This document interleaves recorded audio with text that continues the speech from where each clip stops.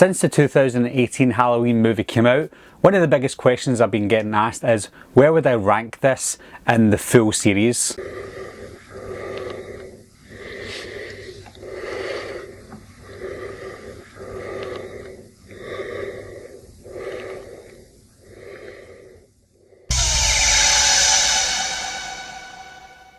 Just over a year ago, I think it was, I ranked the first 10 Halloween movies from worst to best.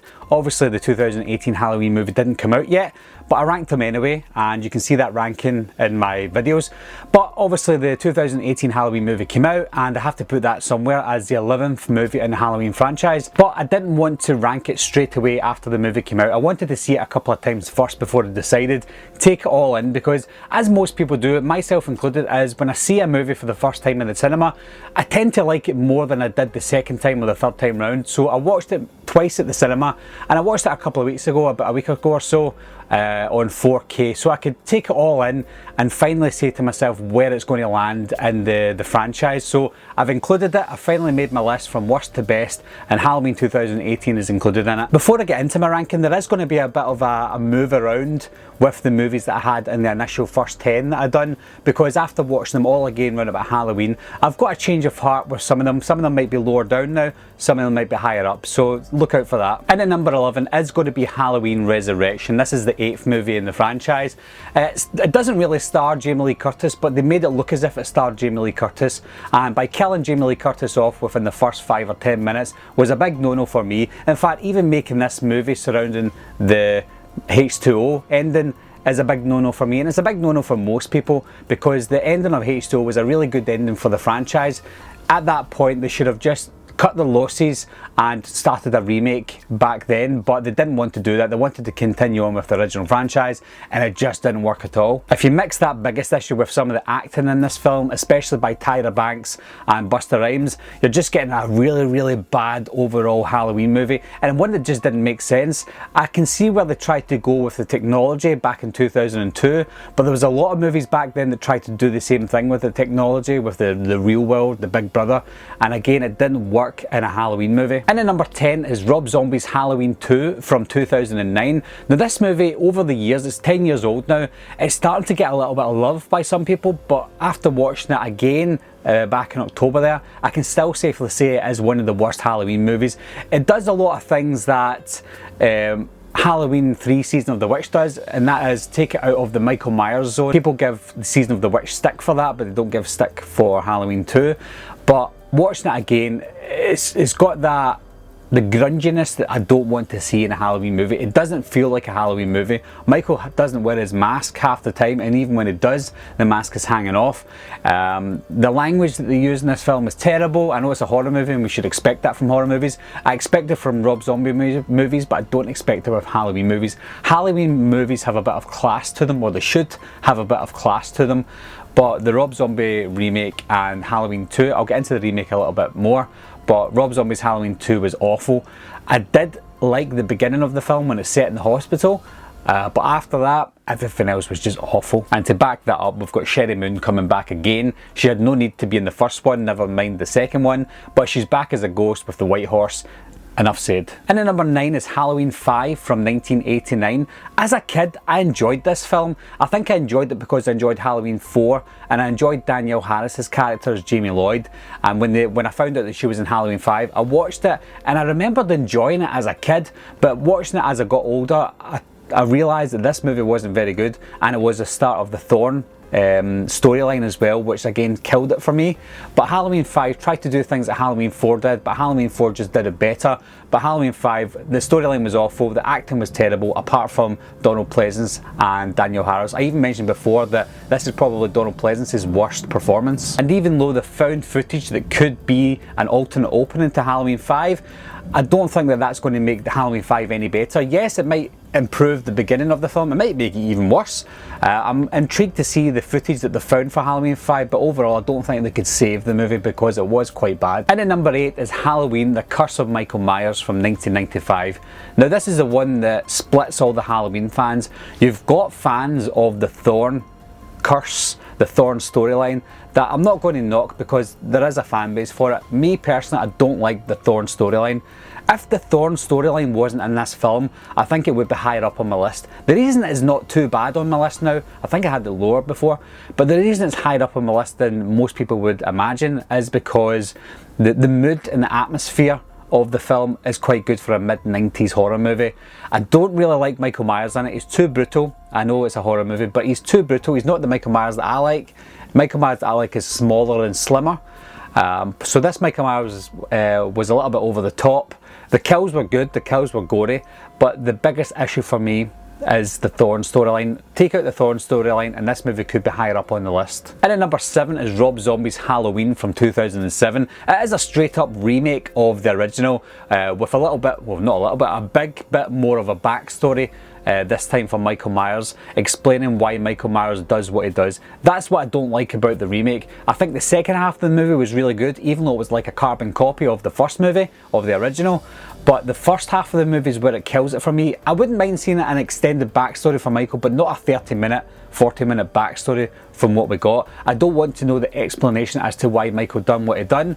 I would have liked to have just seen maybe an extended scene or a build-up of that night in 1963, but that didn't happen. He wanted to explain it a little bit more. I can see that Rob Zombie wanted to make his own stamp on the movie, and if he wanted to make his own stamp in the movie, do the whole movie completely different. Don't just do your first 30 minutes or so a Rob Zombie version of Halloween, and then the last part of the movie a carbon copy of John Carpenter's Halloween.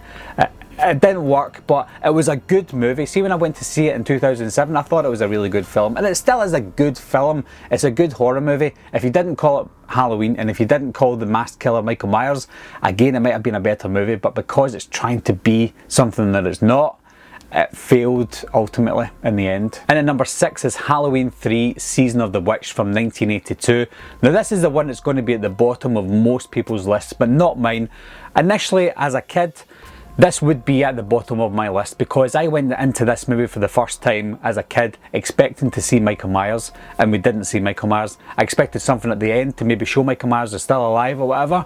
We didn't see that. So I felt that it was marketed as a Halloween movie with Michael Myers, but I didn't see the marketing back then, so I couldn't really comment. I just assumed as a kid that it was a Michael Myers movie. So that's why I hated it as a kid.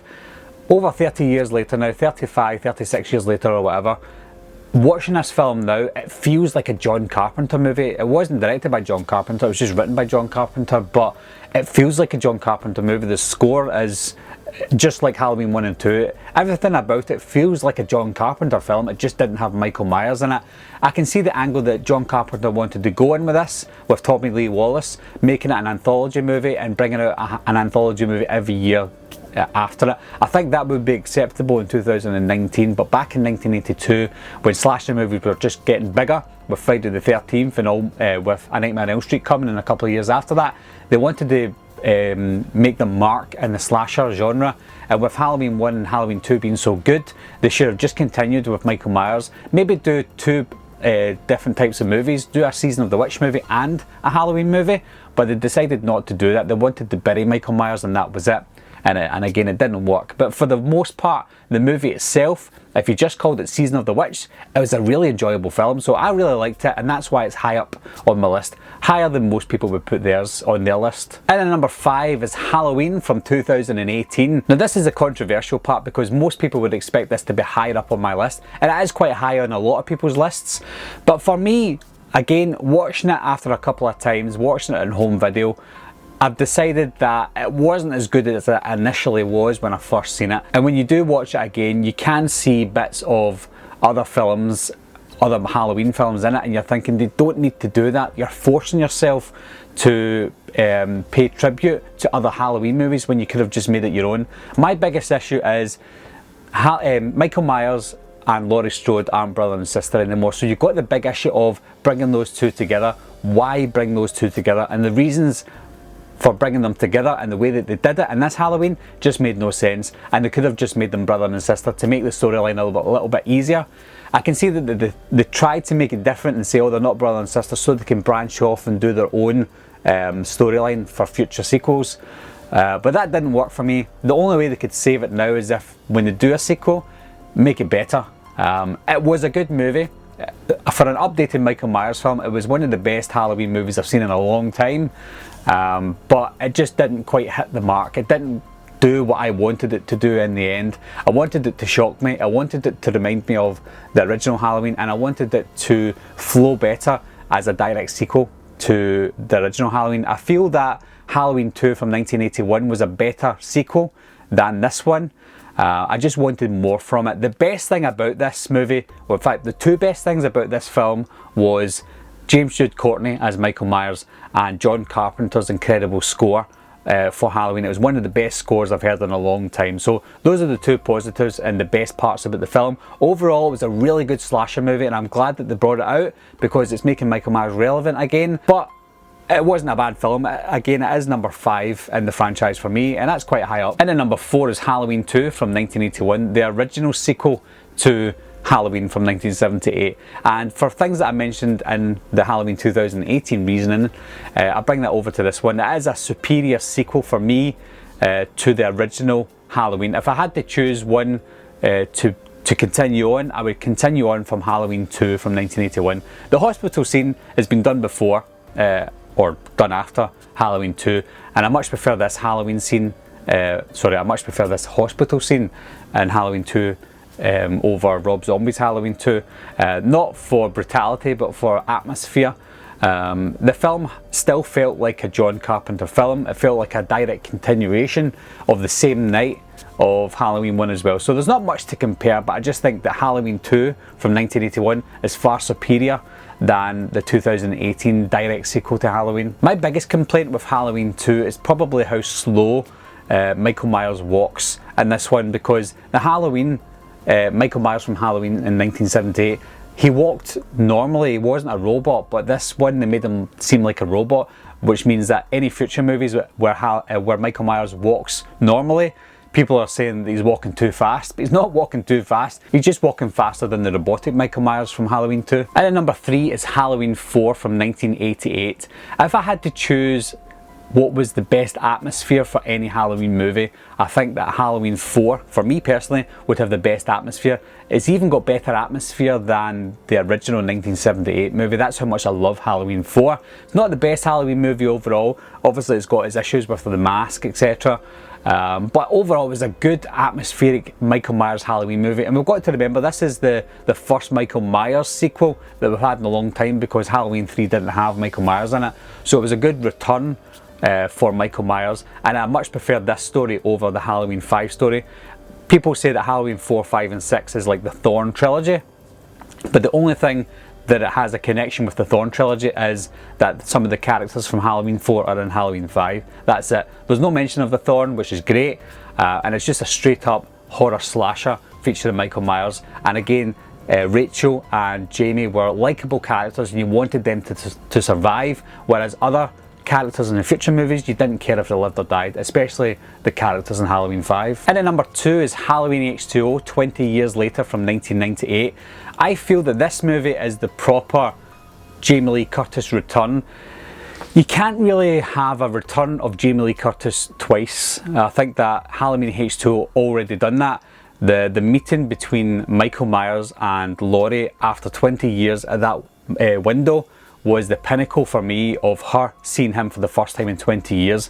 Yes, I know that the 2018 movie's been longer, it's 40 years, but we already have Halloween H2O in our minds. If Halloween H2O didn't exist and it didn't happen, seeing Laurie and Michael see each other for the first time in 40 years would be quite impactful. But even the way they'd done it in Halloween 2018, it wasn't that great. She saw him up at the window, and he looked down on her, and that was it. So it didn't have a big impact, whereas Halloween H2O did have. It came out at the time of the Scream trilogy, so it had that teen slasher feeling to it, and that's what a lot of people's gripe is with Halloween H2O. Enjoy it for what it is. It came out in 1998. The nostalgic factor's coming back for these late 90s slasher movies, and I think that Halloween H2O is only going to go up in some people's rankings, including mine. It's second in my list, and there's not much more I can say. Chris Durand as Michael Myers was great for me. Again, everybody had an issue with him. He was too short apparently, even though he's taller than Nick Castle. He walked too fast, even though he walked the same speed as Nick Castle. He had, you could see his eyes, even though you could see his eyes in other Halloween movies.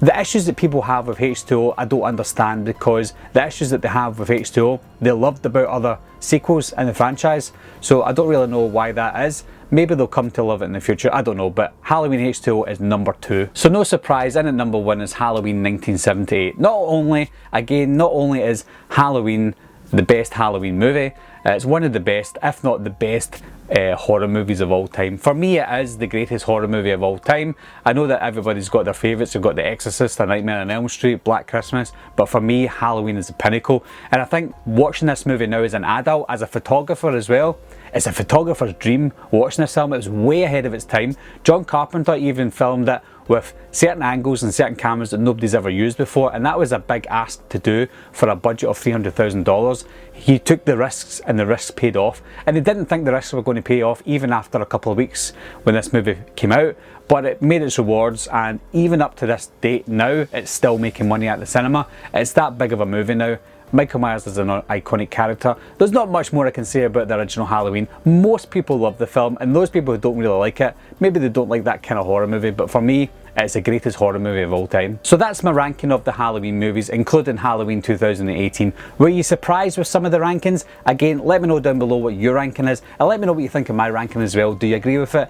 Do you not agree with it? Again, I don't mind if you don't agree with it, but leave your comments down below. Let me know why. Anyway guys, thanks a lot for watching again. Thanks for subscribing. I'll see you soon. Bye bye.